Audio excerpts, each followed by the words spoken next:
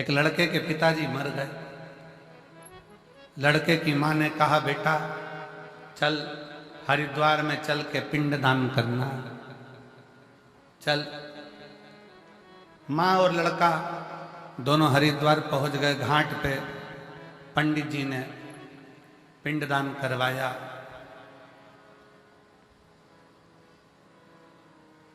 और पिंडदान करवाने के बाद वहां पर भोजन रखा। इतने में एक कौवा उड़ते उड़ते आया। लड़के ने अपनी माँ से कहा, माँ देखो, हमने सुना है कौवे के रूप में पितर आते हैं। आज मेरे पिताजी देखो कौवे के रूप में उड़कर आ रहे हैं। माँ बोली, हाँ बेटा ये तो सही है कि पिताजी भोजन लेने आ गए। थोड़ी देर बाद वो कौवा वहां बैठकर फिर उड़ा और पड़ोस में एक महिला पिंडदान कर रही थी अपने लड़के के साथ। वहां की पूड़ी उठाई, चले गया। बेटा बोला, देखो माँ, कौवे ने पास में से पूड़ी उठा ली पर अपनी पूड़ी नहीं उठाई। इतने में माँ रोती रोती बोली, पक्के में तेरा ही बाप है, पक्के में तेरा ही बाप है। कभी उनको अपने घर का पसंद ही नहीं आया। जब भी खाया पड़ोसी के घर खाया। ये तेरा ही बाप है, ये निश्चित हो गया, ये पक्का हो। और मेरे भोले तेरा सहारा है, मेरे भोले तेरा सहारा है। मेरी नैया का तू किनारा है, मेरी नैया का तू किनारा है। मेरे बाबा तुझे पुकारा है, मेरे बाबा तुझे पुकारा है। मेरी नैया का तू किनारा है, मेरी नैया का तू किनारा। हमारे पल्लू में अगर पुण्य है तो हम सत्संग में गए हैं। हमारे पल्लू में अगर पुण्य है तो हम गुरुद्वारे गए हैं। हमारे पल्लू में अगर पुण्य है तो हम शिव के द्वारे गए हैं। हमारे पल्लू में अगर पुण्य है तो हम माता रानी का दर्शन करने गए हैं। हमारे पल्लू में अगर पुण्य है तो हम भगवान का भजन कर रहे हैं। अगर पुण्य नहीं है तो हम भजन भी नहीं कर सकते।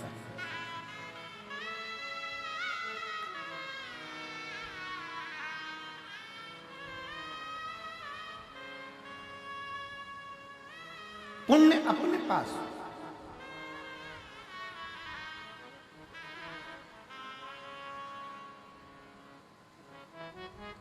अब पुण्य कैसे कमाओगे? शिव महापुराण की कथा कहती है, हमने पहले भी कथा में कहा, ये कौन सा हाथ है? सीधा। ये कौन सा हाथ है? जम के बोलो, उल्टा। पुण्य का काम कैसे करते हो? जम के बोलो जरा, सीधे हाथ। एक दिन इस उल्टे हाथ को बड़ा बुरा लगा कि जो भी कुछ करे तो ये ही करे। हवन करे तो ये, दान करे तो ये, पुण्य करे तो ये, सत्कर्म करे तो ये। अपन तो बेकार में पैदा हुए। इस उल्टे हाथ को थोड़ा सा बुरा लगा। एक बहू अगर सब काम करे तो दूसरी बहू को तो बुरा लगता ही कि बताओ, सास एक ही एक को पूछ रही है, सास एक ही एक को काम बता रही है, हम तो बुरे, हमारा क्या काम।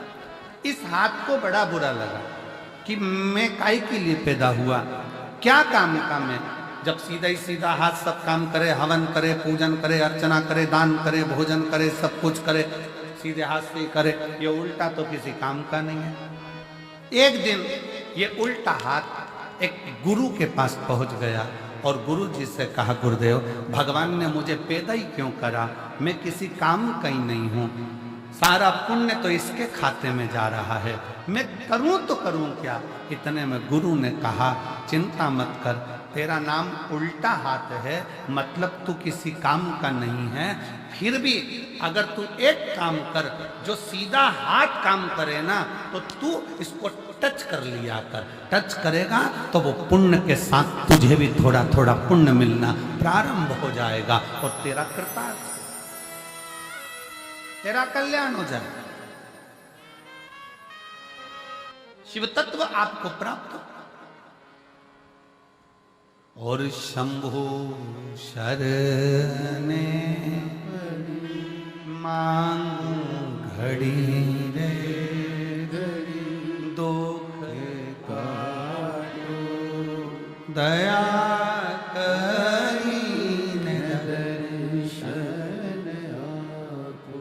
अगर हम बहुत बड़ा आयोजन नहीं कर सकते, हम बहुत बड़ा कार्य नहीं कर सकते, हम बहुत बड़ा उत्सव नहीं कर सकते, तो जो बड़ा उत्सव बड़ा कार्य अपने नगर में, अपने शहर में कोई सत्कर्म हो रहा हो, कोई सेवा का काम हो रहा हो, तो अपन नहीं कर सकते तो कम से कम जाकर खड़े होकर इस शरीर के द्वारा थोड़ा सा भी स्पर्श कर लेंगे तो उससे भी अपन पार उतर सकते हैं, पार लग सकते।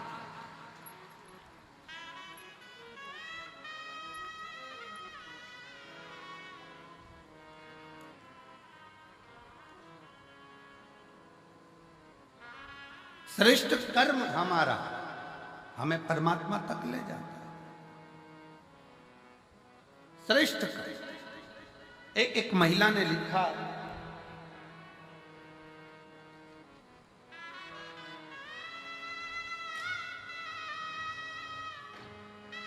मैं बबीता काम्बोज सहारनपुर, सहारनपुर कहाँ पर है? यही है आसपास है, यूपी सहारनपुर। सहारनपुर की रहने वाली हूँ, कहीं बैठी हो आप ही हैं, आ जाओ बेलपत्र लेकर जना जाओ। मैं सहारनपुर की रहने वाली हूँ, बबीता कंबोज। मेरा मोबाइल नंबर ये है।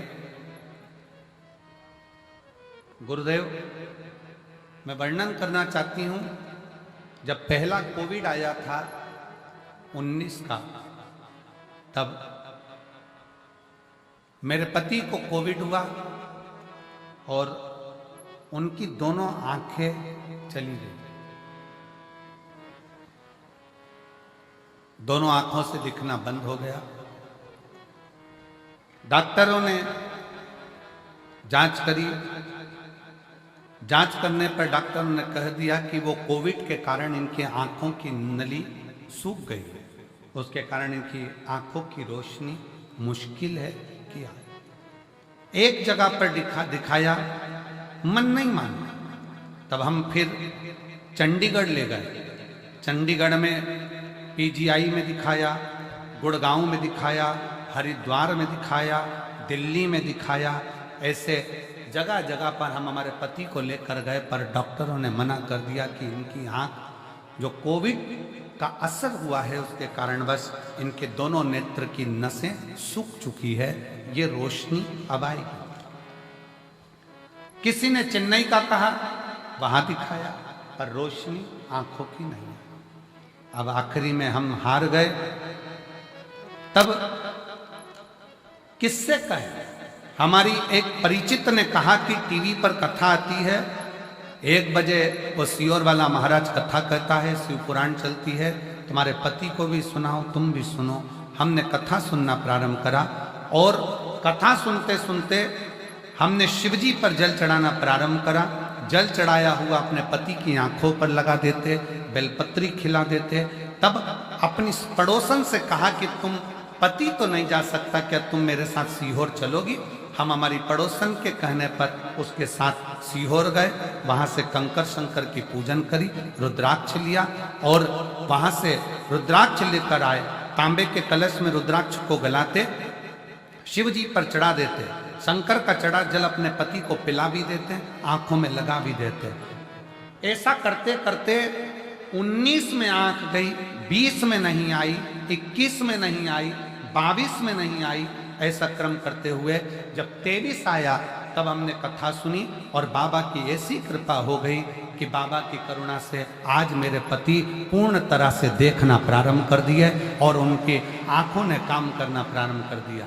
अब वो अपना काम स्वयं कर लेते हैं, मोटरसाइकिल भी चला लेते हैं और बाबा की कृपा उनने देखना चालू कर दिया। मैं शिव जी को प्रणाम करने के लिए यहाँ आई हूँ। मेरा नाम बबीता कंबोज, सहारनपुर की रहने वाली हूँ। मेरा मोबाइल नंबर ये है। शिव तत्व किसको कहते हैं?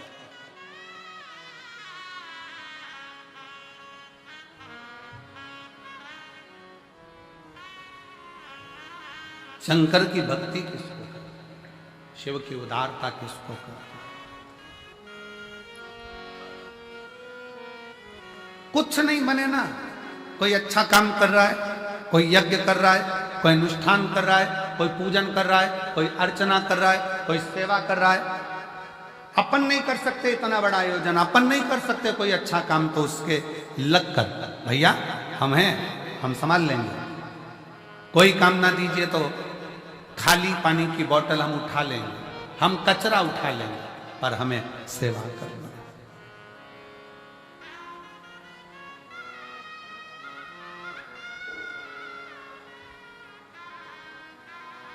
और भला किसी का कर न सको तो बुरा किसी का मत करना। फूल नहीं बन सकते तो फिर कांटे बनकर मत। अच्छा करिए, अच्छी सोच रखिए, अच्छे विचार रखिए।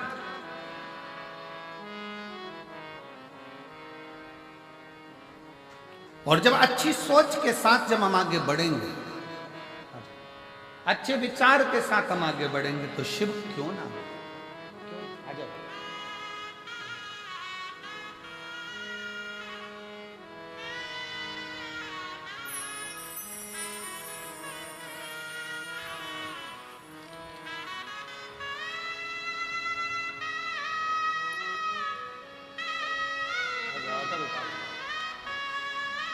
रोते नहीं, अब तो आँख के आ गई बाबा की कृपा है ना। रोना, आंसू पहले पोछो, आंसू पोछो पहले।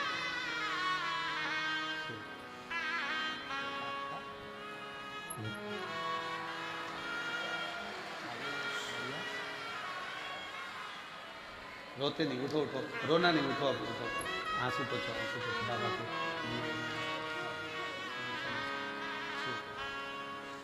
पति की आंखें पहले कोविड में चली गई, देखना बंद कर दिया, नेत्र नहीं।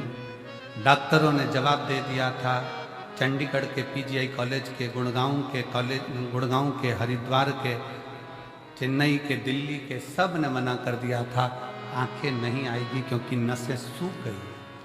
पर अरे तेरा ही दिया मैंने खाया पिया रे, तेरा शुक्रिया रे, तेरा शुक्रिया रे। अब वो मोटरसाइकिल भी चलाते हैं, अपना काम भी करते हैं और दुकान भी संभाल लेते हैं। अब उनको पूरा दिखना प्रारंभ हो। ये शिव है, उसकी आराधना करें बिना किसी आडंबर के, बिना किसी दिखावे के।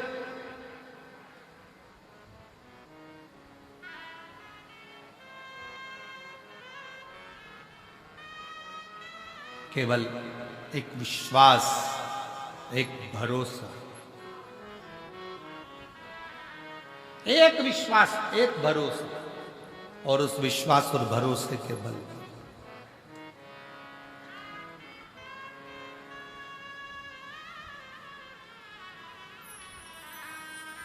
शिव महापुराण की कथा कहती है, पल्लू में अगर पुण्य बंध गया, पल्लू में अगर पुण्य आ गया, खूब अच्छी अच्छी होटलें हैं, खूब बढ़िया बढ़िया होटलें बनी हुई है, बहुत बड़ी बड़ी होटलें बनी हुई है। आप होटल में 24 घंटे खाओ, मना नहीं, मना नहीं। पर यदि अपने नगर में, अपने क्षेत्र में तुम कहीं बाहर गए हो और राह में तुम्हारी जेब में अगर पैसा है तो तुम अच्छी अच्छी होटल में खा सकते हो, पर एक बात याद रखना, पैसा अगर जेब में है तो होटल तक पहुंचोगे, और अगर पुण्य तुम्हारी जेब में है तो तुम गुरुद्वारे तक, शिव के मंदिर तक, शंकर की चौक तक।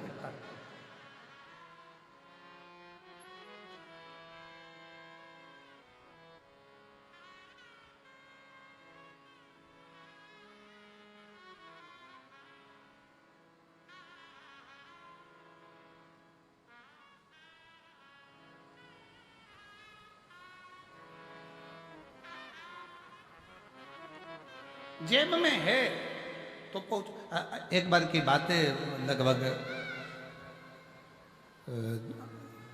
15 साल हो गए होंगे, 15 साल से भी लगभग ज़्यादा हो गए होंगे, 15-16 साल के करीब में हो गए होंगे। हम बद्रीनाथ जा रहे थे। बद्रीनाथ जाते जाते बीच में रास्ता में थोड़ा सा पहाड़ पर्वत धंस गया हो और निकलने का रास्ता बंद हो।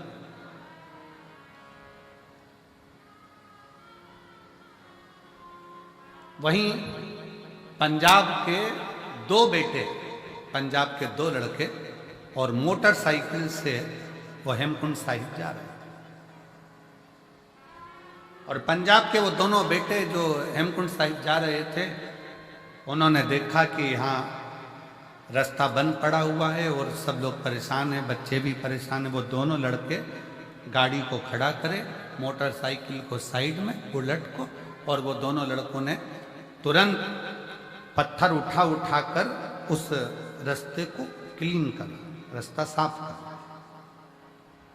जब रास्ता साफ हो गया तब हम नीचे उतरकर उन दोनों बेटों के पास में गए और हमने उन दोनों बच्चों से कहा, हमने कहा कि भाई तुम्हारी मोटरसाइकिल पर, बुलेट पर तो इतने सारे कपड़े भी नहीं है, इतना सारा सामान भी नहीं है, फिर आप इतने ठंड में ऊपर जा रहे हो हेमकुंड साहिब के लिए, तो कैसे जाओगे? तो कहा महाराज जी वहां सारी व्यवस्था है, सब व्यवस्था। फिर हमने उन बच्चों से कहा, हमने कहा कि बेटा एक बात तो पक्की है कि तुम्हारी जेब में नोट की गड्डी हो चाहे ना हो, पर तुम्हारे दिल में पुण्य की गड्डी बहुत बड़ी पड़ी है, इसलिए बाबा बुला रहा। जब पुण्य प्रबल होता है तब जाकर कोई सतमार्ग तक पहुंचता है, पुण्य प्रबल होता है तब कोई अच्छा काम कर पाता है, पुण्य प्रबल होता है तब कोई भूखे को भोजन करा पाता है, पुण्य प्रबल होता है तब किसी के घर में अतिथि मेहमान आते हैं, पुण्य प्रबल होता है तब किसी के दरवाजे पर कोई भूखा पहुंचता है। और अगर पाप प्रबल होते हैं तो दुनिया के लोग दूर हटते चले जाते हैं, केवल दारू कुट्टे पास में आते चले जाते हैं। केवल नशा, चाहे वो मदिरा का हो, जुए का हो, व्यसन का हो, स्त्री का हो, किसी भी तरह का नशेला व्यक्ति तुम्हारे से जुड़ते चले जा रहा है और भगवान दूर हटते चले जा रहे हैं। पहले मन करता था जाकर अरदास करने पहुंच जाते थे, पहले मन करता था तो मंदिर तक पहुंच जाते थे, पहले मन करता था गुरुद्वारे तक पहुंच जाते थे, पहले मन करता था तीर्थ तक पहुंच जाते थे। अब भगवान ने धन भी दे दिया, गाड़ी भी दे दी, ड्राइवर भी दे दिया, सत्ता भी दे दी, वैभव भी दे दिया, और भगवान के दरवाजे तक पहुंच नहीं पा रहे हो। समझ लेना कि धन तो बढ़ गया पर पुण्य खत्म होता चले गया, इसलिए परमात्मा दूर हटता चला। आप जितने बैठे हो अपने दिल पर हाथ रखकर बताना, पहले परिस्थिति डाउन थी, थोड़ा परिस्थिति बेकार थी, तब तीर्थ भी बहुत जाते थे, लोग तुम्हारे यहाँ आते भी बहुत थे, मिलने वाले भी बहुत आते थे, रिश्तेदार भी बहुत आते थे, कोई अच्छा काम होता था तो वो सब तुम्हारे यहाँ हो जाता था, पूजन, सत्संग, कथा, हवन, यज्ञ, क्यारी, माता की चौकी, जोत आदि आदि सब हो जाता था। वाणी जी हो जाती थी, जो कुछ करना चाहते थे वो सब तुम्हारे घर पर होता था। अब जैसे जैसे घर बड़ा हुआ, महल बड़ा हुआ, गाड़ियां बढ़ी, मोहल्ले में सब कुछ तुम्हारी अटारी हवेली सब बन गई, और धीरे धीरे अब पुण्य का काम कम होता चला जा रहा है। समझ लेना कि हमारा पुण्य समाप्त हो गया, इसलिए हमसे भगवान की पूजन पाठ आराधना संगत भी दूर होती चली जा रही। क्यों हो रही है? वो नजदीक आना चाहिए।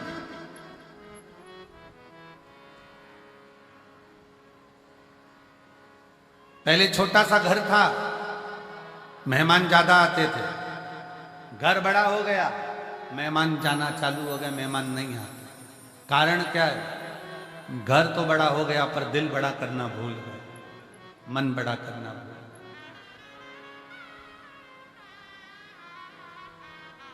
हृदय को बड़ा रखिए,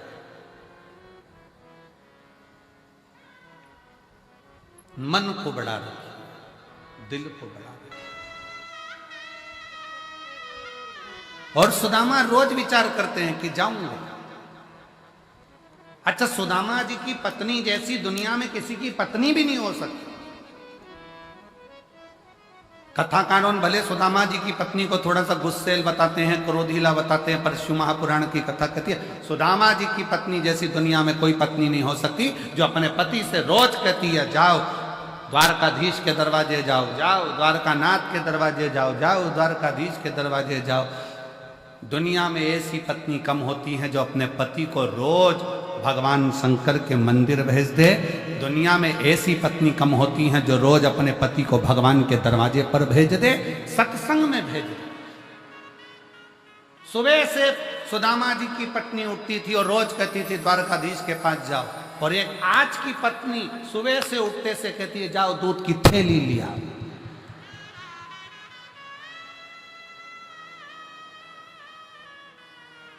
और ऊपर से भी फोन करती करती कह रही है ब्रेड का पैकेट भी लिया ना। और सुनो, आते आते आते आते देखिए ना, थोड़ा वो पार्लर वाली 3 दिन पहले गई थी, आई कि नहीं आई। और पति बेचारा डिप्रेशन में आ गया, इसके टेंशन।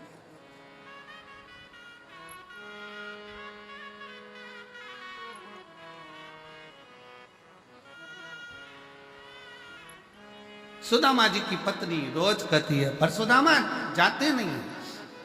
शिव महापुराण की कथा कहती है जब तक पल्ले में पुण्य एकाग्रित नहीं होगा तब तक भगवान के दरवाजे, सत्संग में गुरु के दरवाजे तब तक आप नहीं पहुंच सकते जब तक आपके पल्लू में पुण्य ना हो। इसलिए हमारे भारतीयों में रीत है, पड़ोसी के घर से मिठाई आती है, हम पड़ोसी के घर मिठाई देते हैं कि हो सकता है हमने जितना भजन करा हो, हमने जितना पुण्य करा हो, उससे 4 गुना ज्यादा भजन पुण्य किसी पड़ोसी ने करा होगा, तो उसका पुण्य हमारे खाते में आएगा और हम भी पार उतर जाएंगे। इसलिए उसकी रीत हमारे यहाँ।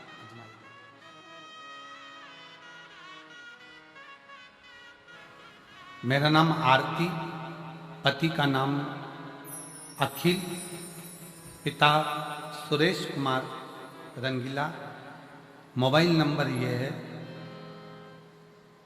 निवासी नूरपुरा ढाणी, तहसील सादुल शहर, जिला गंगानगर, राजस्थान से आई हैं। कहीं बैठी हैं? आ जाओ बच्चे को। गुरुजी, 1 लोटे जल का मैं क्या वर्णन करूं। मेरी पहली शादी को 7 साल हो गए थे, संतान नहीं थी, तो मेरे बच्चे नहीं हुए। इस कारण मुझे आड़ा टेढ़ा कह कहकर मेरे पति ने और मेरे ससुराल वालों ने मेरा तलाक करा दिया। क्यों? क्योंकि डॉक्टर के हिसाब से मुझे कह दिया गया कि मैं मां नहीं बन सकती, संतान नहीं हो सकती। गुरुदेव, मेरा तलाक हो गया। फिर बाबा से प्रार्थना करी, मेरी दूसरी शादी हो गई। दूसरी शादी होने के बाद गुरुजी फिर 6 महीना, 8 महीना, 1 साल, 1.5 साल, 2 साल निकलते गए पर संतान का सुख नहीं। आखिरी में वापिस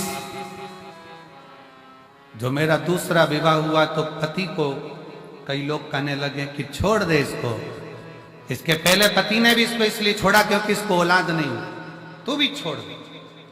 तब डॉक्टरों को दिखाया, डॉक्टरों ने तो मना करा, पर आखिरी में उसी हॉस्पिटल में एक दरवाजे पर एक प्यून खड़ा था। उस प्यून के कहने पर मैंने शंकर को मंदिर में जाना प्रारंभ करा, 1 लोटा जल चढ़ाना प्रारंभ करा और आस्था चैनल पर जो कथा आ रही थी उस कथा को सुनना प्रारंभ करा। फिर मैं 2024 में भटिंडा पंजाब की कथा सुनने के लिए आ गई। बाबा को झोली पसार कर पंडाल में से कहकर गई, बाबा कहीं मेरा दूसरा तलाक भी ना हो जाए, मुझे औलाद देने की जवाबदारी तेरी है। तब बाबा की कृपा से 5 महीना भी पूर्ण नहीं हुआ और शिव की कृपा से मेरा गर्भ ठहर गया और बाबा की कृपा से मुझे संतान की प्राप्ति हुई। मैं बाबा को यहाँ प्रणाम करने के लिए आई हूँ। गुरुदेव, 4 दिसंबर को मेरे घर में संतान की प्राप्ति हुई है। मैं शिव को नमन करूँ। शिव, एक लाइन अच्छी लिखी है, बाबा ना जाने कितनी बेटियों का भाग्य इस शिव महापुराण ने लिख दिया, नहीं तो कई बेटियां तो रोती ही रहती। रोती।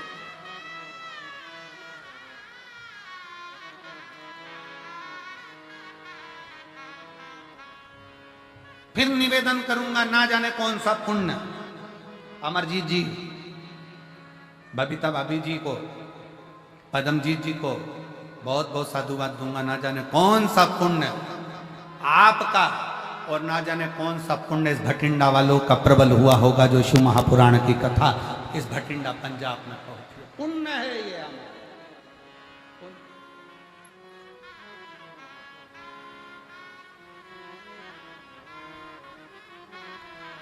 उस पुण्य की प्रबल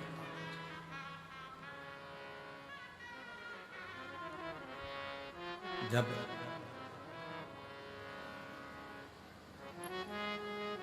भीतर का हम परमात्मा और हमारे बीच में आएगा तो वो अहम हमें परमात्मा से दूर करता जाएगा। अहम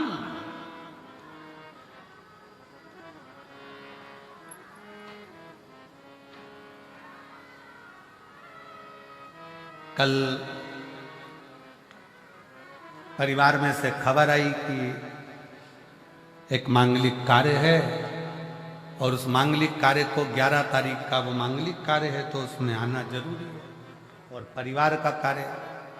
तो हमने अमरजीत जी से कहा कि भैया आशीष को खबर करी कि ये मैसेज अमरजीत जी को दे दो कि कथा जो 7 दिन की है वो कथा 5 दिन में पूर्ण करेंगे और कथा जो 12 तारीख को पूर्ण होना थी वो 10 तारीख को हम पूर्ण करके 10 तारीख को हमें निकलना पड़ेगा। 11 तारीख और 12 तारीख का 2 दिन का परिवार में कार्य है और बहुत जरूरी है उसमें जाना।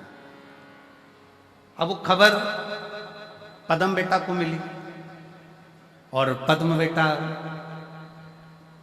पदमजीत जी मेहता आशीष के पास आए कि आशीष भैया बात करना है। कहा क्या? कहे गुरुजी से बोलो ना कि 7 दिन की पूरी कथा करें। गुरुजी 5 दिन की कर रहे हैं। हमने आशीष जी से कहा कि पदम को बोलो, बाबा फिर बुलाएगा। जो 5 दिन अगर मिले हैं ना तो ये 5 दिन भी अपनी झोली इतनी भर लो कि अगले वर्ष फिर बाबा कृपा कर दे। इतनी कृपा। ये 5 दिन भी अगर मिले हैं तो जीवन के वो लक्ष्य बनाकर, वो आनंद बनाकर सुनो। और मेरा फिर भटिंडा वासियों से निवेदन है, आज कथा का दूसरा दिन हो गया, 3 दिन की कथा और है आपके पास में। ऐसा झोली पसार कर सुनना कि मेरे बाबा अगली बार हमें इतना देना कि हम भी शिव महापुराण की कथा इस भटिंडा शहर में करा सकें। ऐसी कृपा श्रवण करो दिल से। पुण्य प्रबल होता है, तब कहीं भगवान शंकर की कथा, कहीं गुरु की वाणी, कहीं संत की वाणी अपने जीवन में आती है, अपने जीवन। इसलिए निवेदन है, भटिंडा में जो लोग कथा श्रवण करने आ रहे हैं पंजाब में, वो ध्यान रखेंगे कि कथा 6 तारीख से चालू हुई है, वो 10 तारीख को विराम होगी। और आखिरी दिन की जो कथा है वो समय आप लोगों को तो हमेशा मालूम ही है। कौन सा समय रहता है? सुबह 8 बजे से 11 बजे तक समय रहता है। 11 बजे कथा विराम होकर मेरा बाबा आपकी झोलियां भरकर यहां से विदा लेकर चले जाते।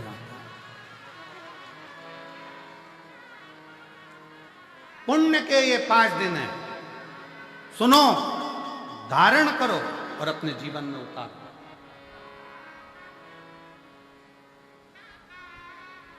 और ये कथा यहां पर 10 तारीख को विराम हो जाएगी। फिर कथा, अगली कथा की जो जानकारी है, कई लोग कहे अगली कथा की जानकारी, तो 21 तारीख से 27 मार्च तक, 21 मार्च से 27 मार्च तक जसपुर छत्तीसगढ़ की पावन धरा पर 1 बजे से 4 बजे तक जसपुर छत्तीसगढ़ में शिव महापुराण की कथा 7 दिवसीय होगी। जसपुर वाले, छत्तीसगढ़ वाले को बहुत बहुत बधाई हो। उसके बाद में राजस्थान वालों को बधाई दे रहा हूं कि 11 तारीख से 17 अप्रैल तक, 11 अप्रैल से 17 अप्रैल तक रतनगढ़ राजस्थान में शिव महापुराण की कथा हो। 11 अप्रैल से 17 अप्रैल तक रतनगढ़ राजस्थान वालों को बधाई हो जो कथा मिली है। और बिहार वालों को भी बधाई दूंगा जिनको कथा 21 अप्रैल से 27 अप्रैल तक सिंहेश्वर बिहार में कथा होगी। उसके लिए बिहार वासियों को बहुत बहुत बधाई हो, बिहार के रहवासियों को बधाई हो। ये सभी कथाओं के क्रम चले। शिव तत्व है, उसको धारण 5 दिन है भटिंडा के पास में। इसको दिल से, आनंद से, जितनी सेवा से, जितने भजन से, जितनी भक्ति से श्रवण कर सकते हो और जितने प्रेम से बाबा को पुकार सकते हो, पुकार।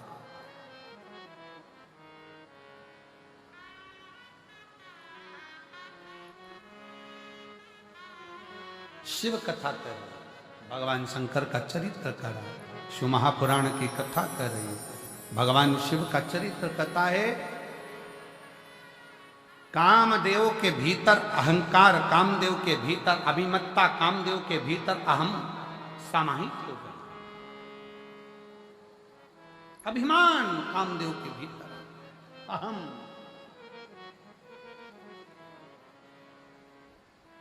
और जब कामदेव के भीतर अभिमत्ता समाहित हुई, अहंकार आया,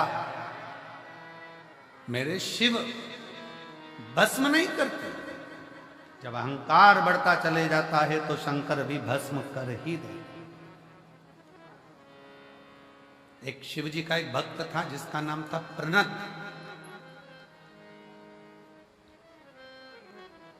क्या नाम था? प्रनद। शिव जी का परम भगत था। क्या करता था वो कि कभी भी जिंदगी में उसने अन्न को ग्रहण नहीं किया, अन्न खाता ही नहीं, पानी पीता, पेड़ों की पत्तियां तोड़कर भगवान का श्रृंगार करता और उसी पत्ती का सेवन करता।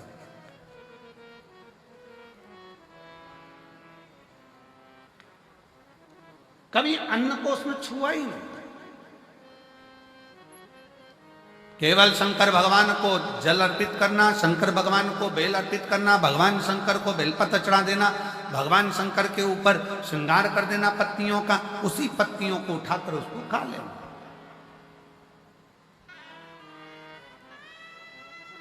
समय निकलता गया। एक दिन प्रणत पत्तियां तोड़ रहा था और डाली पे से नीचे गिरा। नीचे गिरते से हाथ उसका कट गया।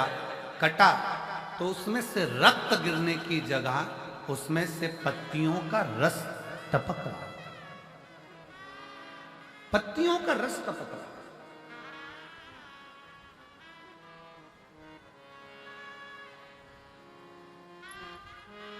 और जब पत्तियों का रस टपकते हुए उस प्रणत ने देखा तो बड़ा खुश हुआ और खुश होकर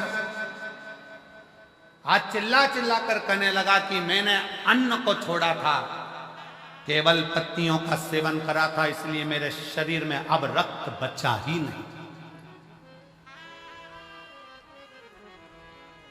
अब मेरे शरीर में केवल केवल पत्तियों का रस है, उसके सिवाय कुछ नहीं।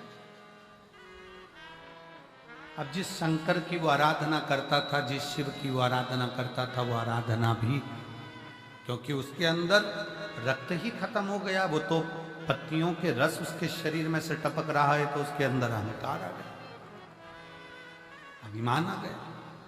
अभी आपको कथा में कहा था कि माता रानी की चौकी लगाओ, व्रत करो, आराधना करो, तुम कुछ भी करो, तुम्हारी साधना करो, शंकर के मंदिर जाओ, एक लोटा जल चढ़ाओ, चाहे गुरुद्वारे में जाकर सेवा कर रहे हो, चाहे तुम कोई भी सेवा कर रहे हो, चाहे लंगर की सेवा कर रहे हो, चाहे भंडारा कर रहे हो, पानी पिला रहे हो, झाड़ू लगा रहे हो, पोछा लगा रहे हो, पर तुम अपनी सेवा का गुणगान किसी से मत करो। अपने भीतर के अहंकार को अपने अंदर से निकाल कर बाहर फेंक दो।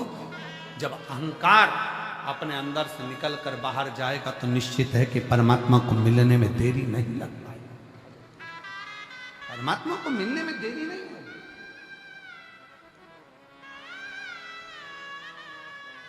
परमात्मा फिर मिलता जरूर है।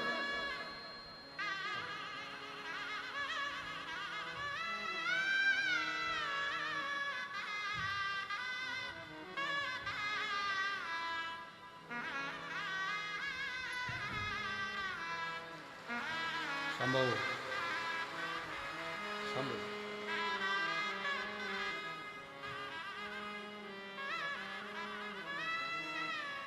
जोरदार ताली बजाकर साथ हो।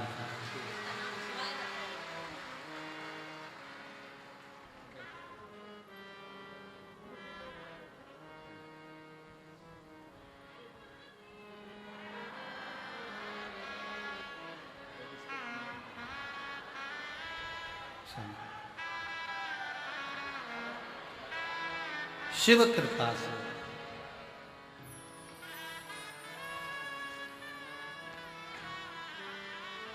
आरती, पति का नाम अखिल, नूरपुरा ढाणी, सादुल शहर तहसील, गंगानगर, राजस्थान की है। बेटी ने लिखा है 7 साल तक जब मुझे संतान नहीं हुई तो पति ने मुझे तलाक दे दिया परिवार वालों के कहने पर। दूसरी शादी हुई, संतान का सुख नहीं आया, तब हताश हो गई। लगा इनको भी दोस्तों ने कहना चालू करा कि छोड़ दे, तब मेरे पति ने मेरा साथ दिया और हमने भटिंडा की कथा को श्रवण किया और शिव जी से प्रार्थना करी, बाबा की कृपा से मुझे संतान की प्राप्ति हुई। शिव शिव है।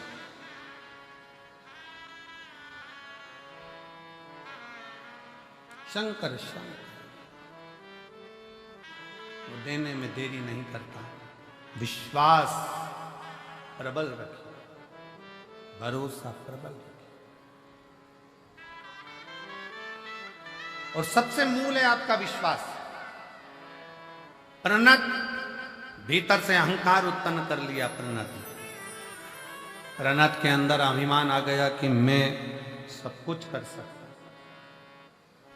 अब मेरे अंदर शरीर में रक्त नहीं है, अब मेरे शरीर में खून नहीं, मेरे शरीर में जो पत्तियां मैंने खाई है उसका रस है। मैंने खुद अपने शरीर का ऐसा निर्माण कर लिया। अहंकार आ गया, अभिमान।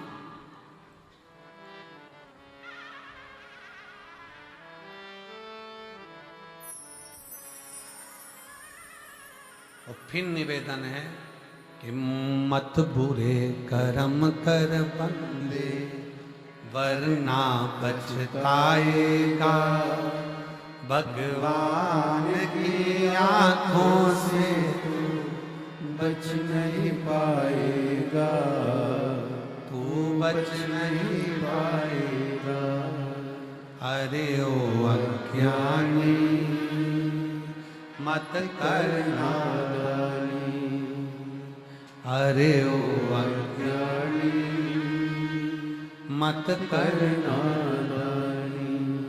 तेरे कर्म का फल भी तू ही पाएगा, जैसा किया तूने तेरे आगे आएगा। मत बुरे कर्म कर बंदे वरना पछताएगा, भगवान की आंखों से तू बच नहीं पाएगा, तू बच नहीं पाएगा। अरे ओ अज्ञानी मत करना दानी। प्रणत को भी अहंकार,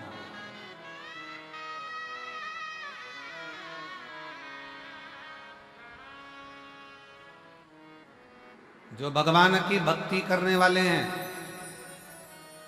जो भगवान का भजन करने वाले हैं, जो भगवत नाम स्मरण करने वाले हैं, उनसे निवेदन है जितने जितने भगवान के करीब में जाते जाओगे उतना उतना तुम्हारे अंदर कहीं अहंकार ना आता जाए। शिव महापुराण की कथा कहती है रावण ने शिव की भक्ति करी और उसके अंदर थोड़ा थोड़ा अहंकार प्रकट हो गया था। भगवान के नजदीक में जो जाता चले जाता है उसको लगने लगता है कि मैं सब कुछ कर सकता, सब कुछ, और उसको ये अंदाजा नहीं लगता। बैलगाड़ी चलती है, बैलगाड़ी के नीचे जो कुत्ता चलता है ना, देखी कि नहीं देखी बैलगाड़ी? अरे बोलो तो जम के देखी ना सबने। बैलगाड़ी के नीचे जो कुत्ता चलता है तो कुत्ता ये सोचता है कि बैलगाड़ी में चला रहा, पर कुत्ते को कौन समझाए कि बैलगाड़ी तू नहीं चला रहा, बैलगाड़ी बैल चला। वो तो कुत्ता पीछे रह जाता है, बैलगाड़ी आगे निकल जाती है, तब कुत्ते को समझ में आता है कि बैलगाड़ी तो बैल चला रहा है, मैं तो उसके नीचे चल रहा। उसी तरह दुनिया के लोगों को लगता है कि मैंने करा, मैंने करा, मैंने करा, मैं कर रहा हूं, मैं कर रहा हूं। जिस समय पर काम बिगड़ता है और कोई नहीं आता, तब उस परमात्मा, उस रब के भरोसे पर काम सफल होता है, तब समझ में आता है कि वो कर रहा है, हम तो निमित्त, हम केवल निमित्त हैं।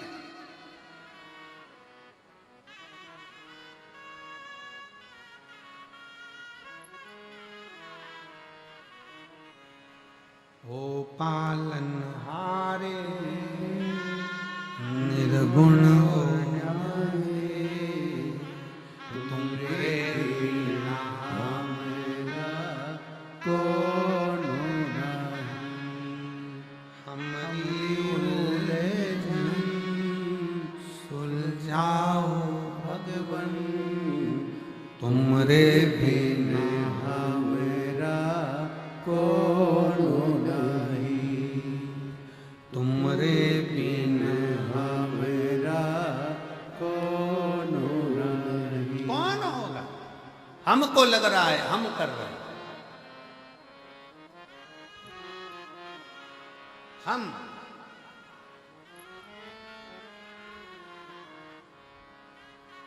एक दिन एक सेठ जी ने कहा अपने परिवार वालों को देखकर, मेरे परिवार के लोग मुझे कितना प्यार करते हैं।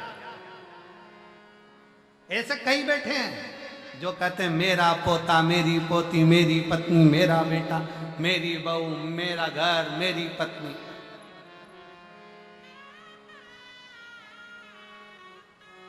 अगर मैं मर गया मेरे पीछे पूरा परिवार मर जाएगा। जैसे ही सेठ जी कह रहे थे इतने में उनके गुरु जी आ गए। अब गुरु तो गुरु है, और गुरु जी ने आकर तुरंत उसी समय पर, गुरुदेव ने आकर उसी पल, उसी घड़ी, उसी क्षण आकर कहा, सेठ जी क्या बात है? सेठ जी कह रहे हैं, गुरु जी मेरी पत्नी मुझे बहुत प्रेम करती है, मेरा परिवार मुझे बहुत प्रेम करता है, मेरे पोता पोती, मेरे बच्चे बहुत प्रेम करते हैं, अगर मैं मर गया तो मेरा परिवार पहले मर जाएगा।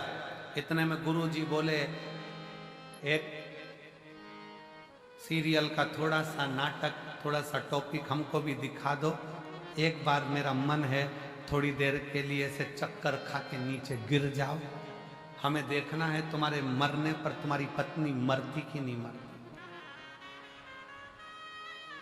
तुम्हारे बच्चे मरते कि नहीं मरते।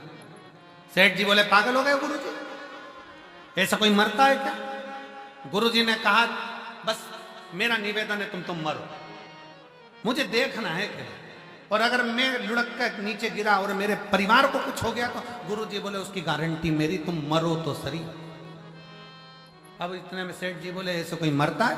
गुरुजी बोले बस तुम तो ऐसे चक्कर खा के नीचे गिर जाओ, मैं डॉक्टर को बुलवाऊंगा, उसको कह दूंगा डॉक्टर साहब तुम तो कह दो मर गया, और डॉक्टर को भी बाजू में रखूंगा, तुम चिंता मत करो, बस तुम तो देखना कि तुम्हारी पत्नी और बच्चे मर गए मेरे पत्नी बच्चे मेरे चक्कर में, तो वो मैं सब कर लूंगा, तुम मरो। सेठ जी ने चक्कर खा के नीचे गिर गए, डॉक्टर को बुलाया, डॉक्टर साहब ने कहा सेठ जी के प्राण चले गए हैं, सेठ जी के प्राण छूट गए, वो मर गए। पत्नी धाड़ कर रोई, बच्चे धाड़ कर रोए, नई नई डिजाइन में रोए, खूब रोए। अब कोई मरता है तो लोग नई नई डिजाइन में रोते कि नहीं रोते। एक सास मर गई तो बहू रो रही थी, अरे अम्मा तुम मुझे छोड़ के चली गई, अरे अम्मा तुम मुझे छोड़ के चली गई, तुम मुझे छोड़कर माँ चली गई। पति बाजू में आकर बोला चुपचाप रे, फिर रोई, अरे मम्मी मुझे भी साथ ले जाती। इतने में पति बोला 4 व्हीलर लेके नहीं गई,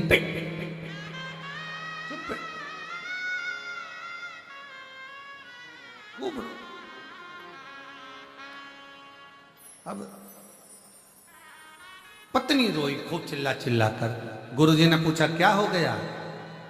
पत्नी बोली सेठ जी मुझे छोड़कर चले गए, गुरुजी मुझे छोड़कर चले गए, मुझसे बोलते तो सरी, मेरा क्या होगा सेठ जी चले गए।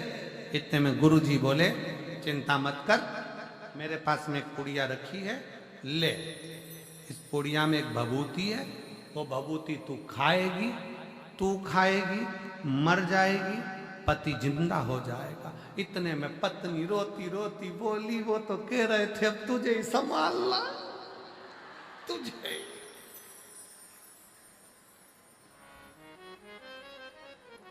पति सो रहा था, उसने थोड़ी सी आंख जैसी खोली,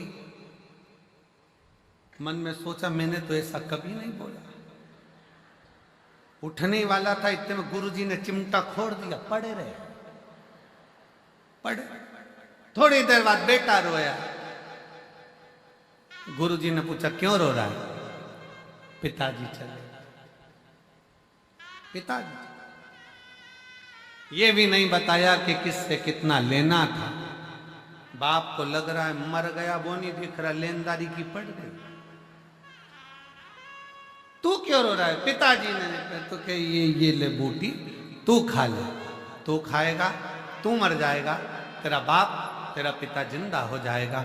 इतने में बेटा रोते रोते बोला पिताजी कह रहे थे बेटा सारी दुकान अब तुझे ही देखना है, इनको शांति से जान दो, पिताजी को जान। बाप गुस्से में लाल हो गया, पिता गुस्से में लाल।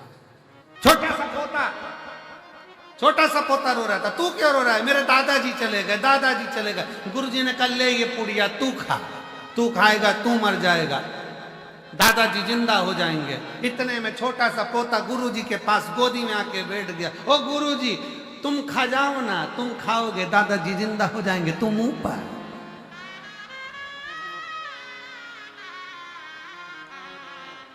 कौन है?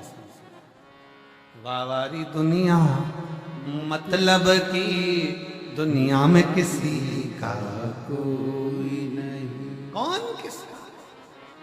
व्यर्थ। ब्रह्मा जी के मन में भी एक बार अभिमान प्रकट हो गया। ब्रह्मा जी के सम्मुख में आ गया था कि यह सृष्टि की रचना करने वाला मैं हूं, कोई दूसरा रचना कर ही नहीं सकता।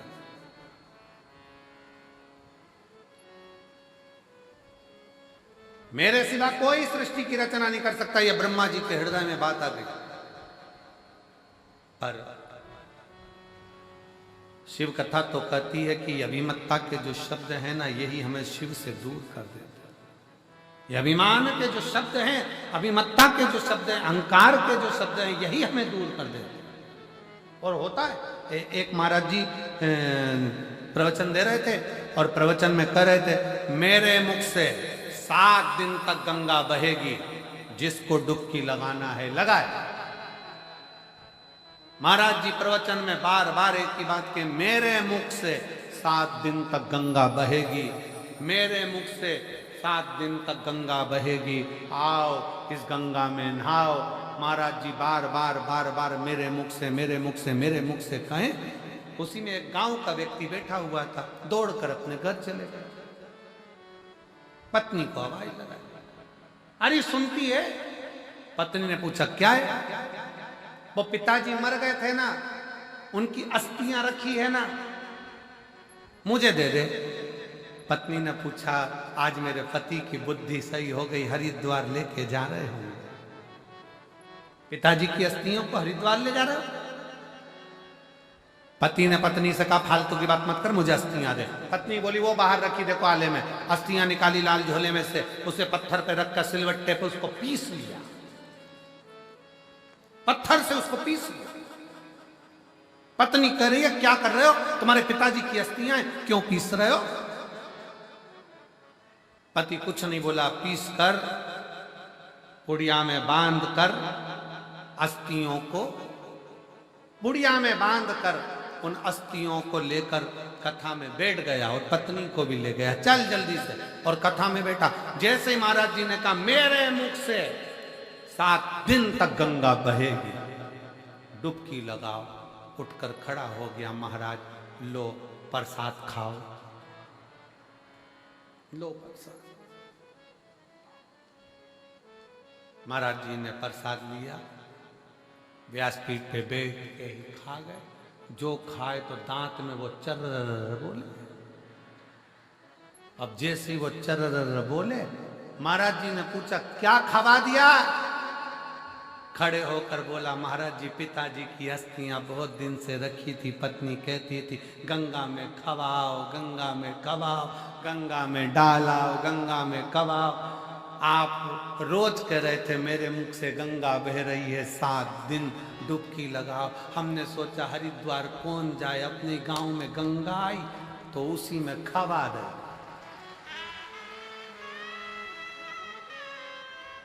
कौन जाए हरिद्वार?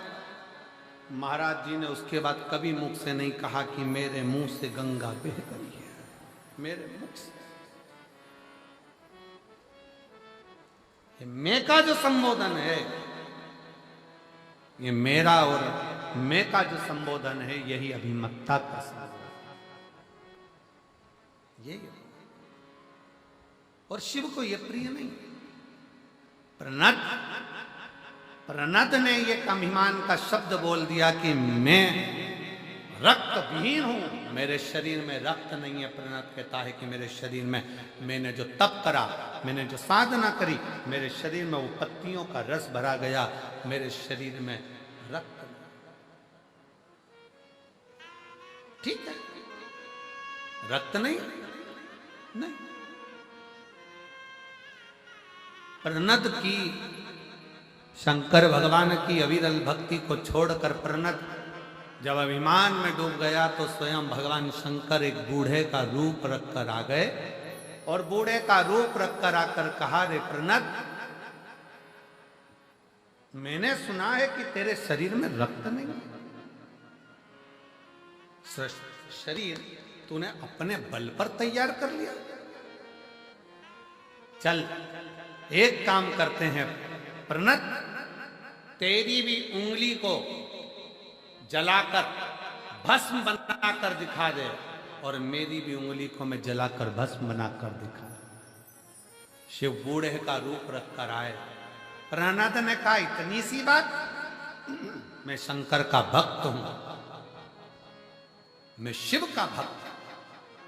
प्रणद ने अपनी उंगली को जलाया तो उसमें से भस्म नहीं निकली, पर शंकर ने बिना जलाए ही उंगली को केवल अग्नि में तपाया और उंगली में से भस्म निकलना प्रारंभ हो गई।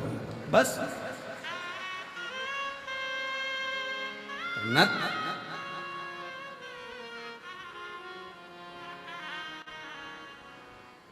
संसार सागर में आने के बाद कभी अपने मुख से ये शब्दों का संबोधन ना किया जाए कि मैं कर रहा हूं। एक पत्र है बड़ा सुंदर, देखिए।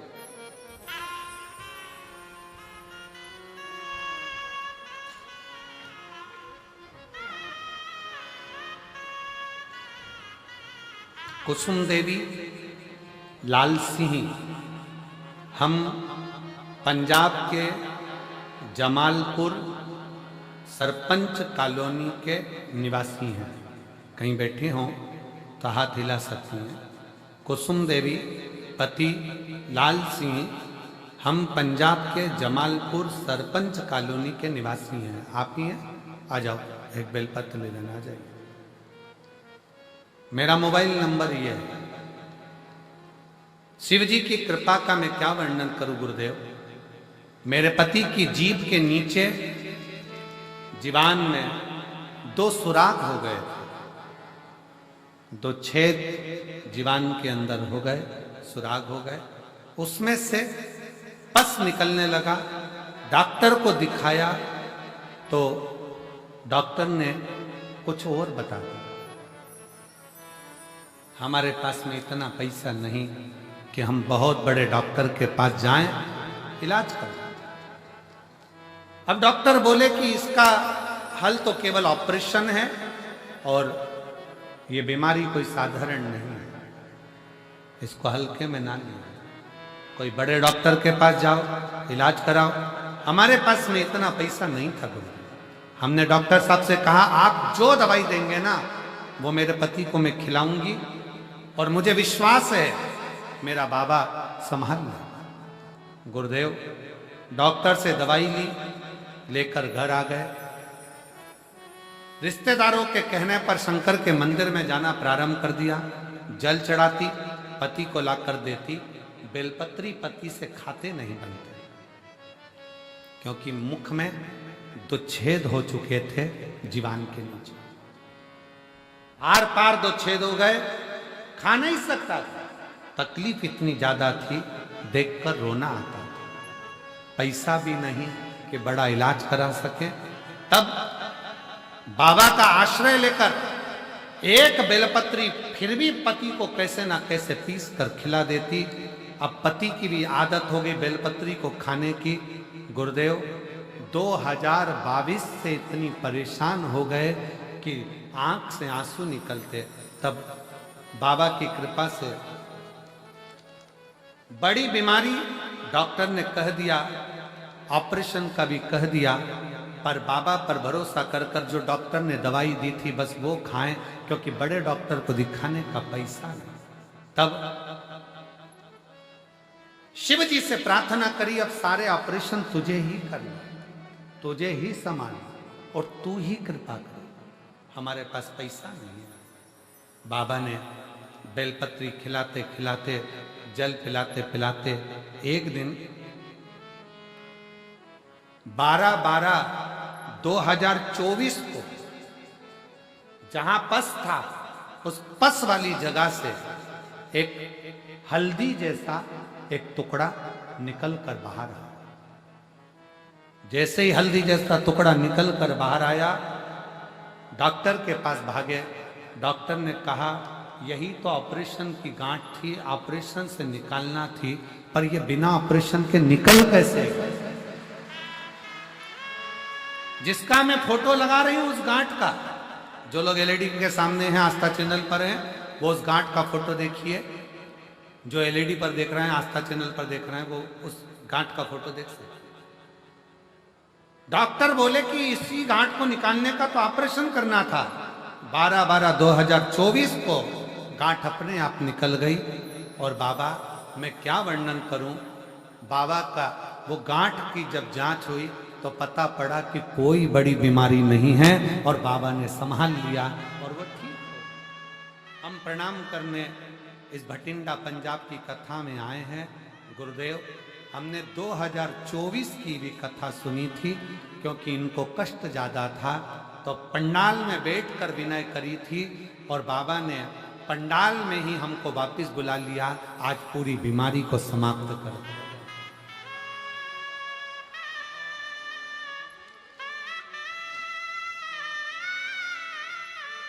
एक लाइन अच्छी लिखी है बेटी ने, स्मरण करेंगे। बेलपत्र बेलपत्र रोइए नहीं भगवान।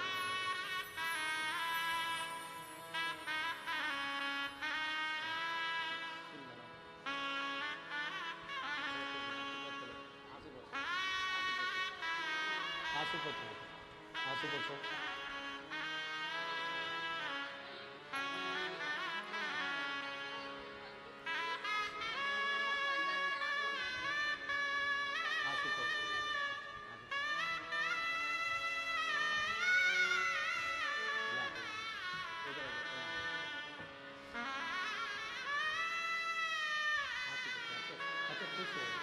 बड़े डॉक्टर को दिखाने का पैसा हमारे पास नहीं था। ऑपरेशन बड़ा था, बीमारी बड़ी थी, डॉक्टर ने कह दिया था जरूरी है, पर कैसे कराते? खुद भी बिक जाते तो धन कहां से लाते? तब शिव पराशर, शिव स्वयं बाबा ने गांठ को निकाल दिया, मुख ठीक कर दिया। डॉक्टर तो कहते थे कि चीरा लगेगा, बिना फाड़े जीवान भी ठीक हुई, घाव भी ठीक हुआ और शिव ने संभाल लिया। वो है तो क्या गम है, क्या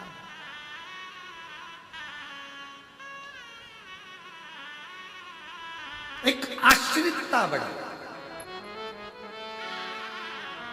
लोग कहते हैं शंकर जी पे चढ़ाया गया एक लोटा जल क्या करेगा? हम कहते हैं ये पत्र तुम्हारे पास ही रह जाते, हम लेकर नहीं जाते। हम जहां की कथा करते वहां के पत्र वहीं रहते हैं, उसमें उनके मोबाइल नंबर भी रहते हैं, एड्रेस भी रहता है। जाओ पता करो शिव तत्व में क्या है,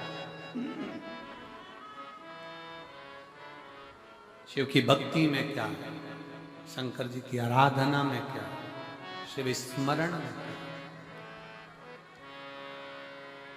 आप जाकर मालूम, स्वयं जाइए, स्वयं भजन करिए, स्वयं कीर्तन करिए। हम तो छत्तीसगढ़ वालों से भी कहेंगे तुम्हारे भाग्य खुले हैं जसपुर वालों, जो 21 से 27 मार्च तक तुम्हें कथा श्रवण करने को 1 बजे से 4 बजे तक मिल रही है। हम रतनगढ़ वाले राजस्थान वालों से कहेंगे कि कोई पुण्य राजस्थान वालों ने करा होगा जो 11 से 17 अप्रैल की कथा तुमको मिल रही। हम बिहार वालों को साधुवाद देंगे जो 21 से 27 अप्रैल की कथा सिंहेश्वर बिहार को मिली, कोई पुण्य। और ये भटिंडा पंजाब वालों को साधुवाद देंगे कोई पुण्य प्रबल हुआ, कोई 5 दिन की कथा आपको श्रवण करो, धारण करो, अर्चना करो, प्रार्थना करो। यहां जब आओ अपना पूरा टेंशन, पूरी चिंता ये सोच कर आना कि हमने बाबा के भरोसे जा रहे, हम तो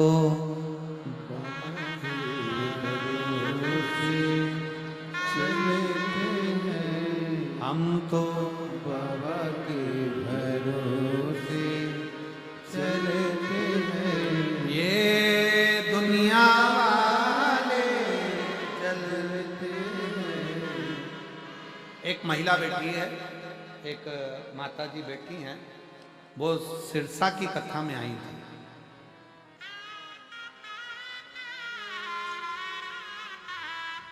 जिला फतेहाबाद रतिया हरियाणा की रहने वाली हूँ। संतोष शर्मा, पति का नाम जयसिंह शर्मा। कहीं बैठी हो तो हाथ हिला सकते। फतेहाबाद रतिया हरियाणा की रहने वाली हैं। संतोष शर्मा, पति का नाम जयसिंह शर्मा। कहीं बैठी हो तो हाथ हिला सकते, और बैठी हो तो बेलपत्र लेने के लिए आ सकते। गुरु जी एलईडी के पीछे हैं क्या? ठीक है, आइए। गुरुदेव,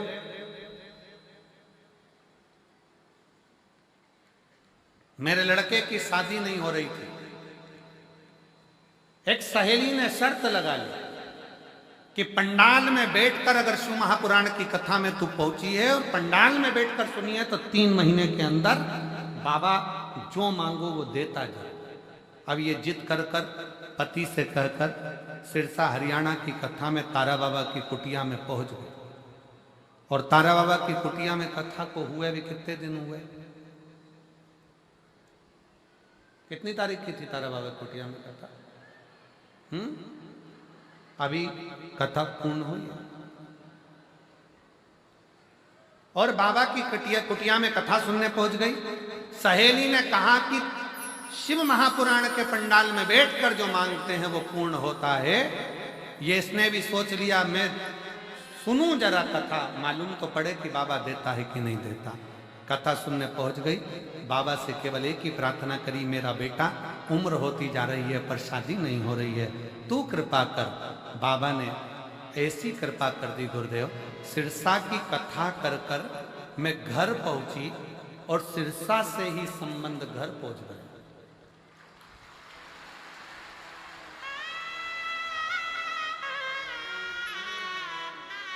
गुरुदेव, लड़की वालों ने कहा, क्योंकि मैं बाबा को बोलकर आई थी कि भटिंडा की कथा में सियोर वाला महाराज बोला है कि सिरसा में मेरा प्रार्थना करना तो भटिंडा में पत्र आएगा। अब मुझे यह देखना है कि भटिंडा के पहले शादी होती है कि नहीं। गुरुदेव, सिरसा से ही पत्र आया, सिरसा से ही संबंध आया और लड़की वालों ने कहा कि 4 दिन के अंदर शादी पक्की कर कर विवाह करना है। और मेरे घर में बहू भी आ गई और शादी भी हो गई और मैं भटिंडा में प्रणाम करने के लिए। अब कितना दिन हुआ है? अच्छा, ये कई लोगों की आदत रहती है भोलेनाथ को चैलेंज देने की। अब उनको समझाए कौन कि बाप है बाप, अपन सब उसकी औलाद है।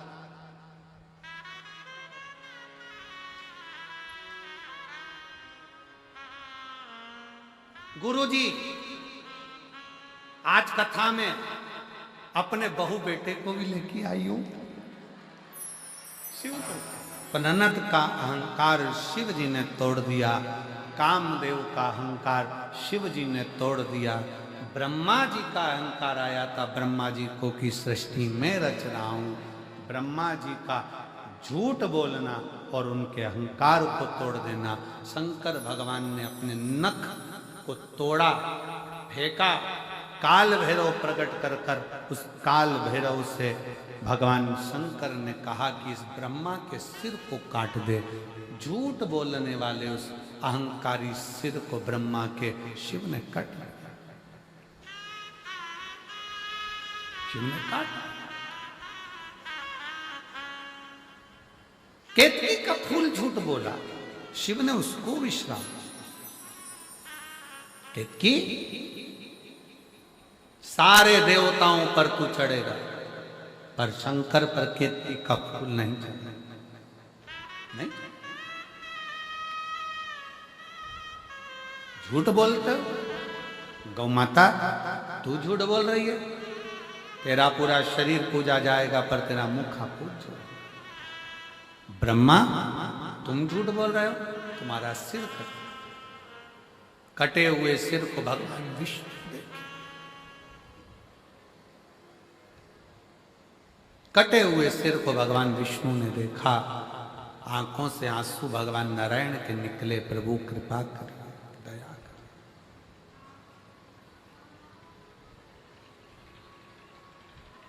आप कृपा करो, आप दया करो, आप करुणा करो। ये ब्रह्मा जी का सिर है, इसको जोड़ दीजिए। भगवान शंकर बोलते हैं कि मैं नहीं जोड़ूंगा क्योंकि इसने झूठ बोला, अहंकार रखकर इसने अपशब्द कहे। फिर निवेदन है, सब जगह पर झूठ बोलोगे चल जाएगा, पर शंकर की कथा में, शिव महापुराण में शंकर भगवान के मंदिर में, शिवालय में, शिव के द्वार पर असत्य